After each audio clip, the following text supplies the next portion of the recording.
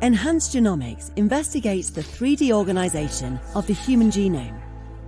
In the nucleus of every human cell, 2 meters of DNA are densely packed into what appears to be a tangled mass.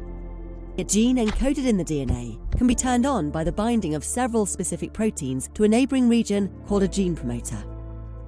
But for the gene to be fully active, other DNA regions, called enhancers, located far away from the gene, need to engage with the promoter to drive transcription.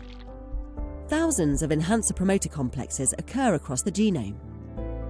Enhanced Genomics' proprietary gen-linked platform identifies these long-range 3D interactions across the entire genome and represents them as interaction arcs on a 2-dimensional genome map, revealing which enhancers control which genes in a specific cell type.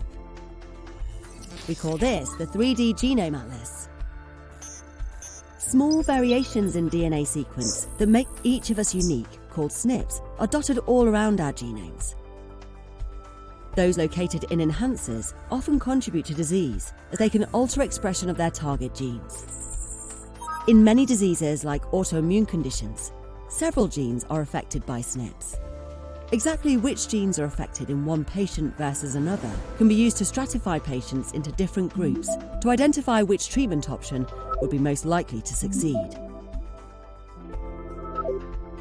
Enhanced Genomics is using this 3D information to identify novel disease genes and pathways, to stratify patients, discover biomarkers, and identify novel drug targets, significantly de-risking the process of new drug development.